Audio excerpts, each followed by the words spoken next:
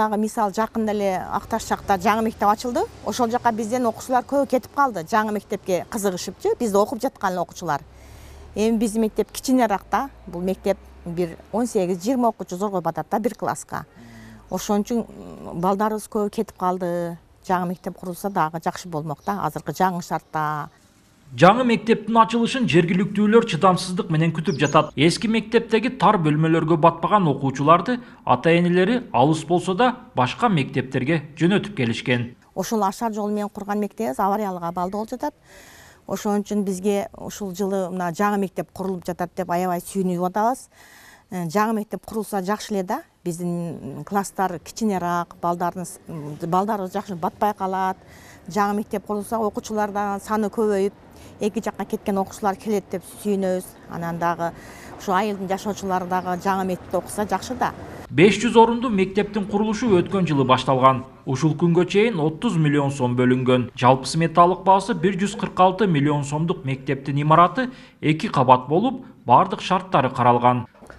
Так, бул курулуп жаткан мектеп 500 орундуу типтөө мектеп. Бул 2022 жылы августтун аяк чендеринде баштаганбыз. 2 кабаттан болот, анан ичинде бардык шарттары бар. Бардык эмелектери жаңы жабдылат. Компьютер класстары бар, спорт залдары бар, столовойлору жакшы, актовый залдары бар.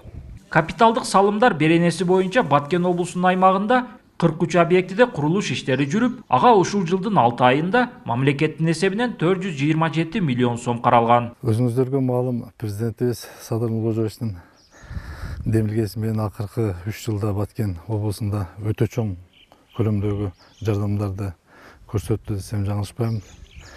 Чек арага жакын аймактардагы инфраструктураны көтөрүү максатында көптөгөн социалдык объектилерибизди, мектептер, бала бакча, ФАП, ушулардын баарын жаңыдан куруу бүгүнкү күндө кызуу жүрүүдө.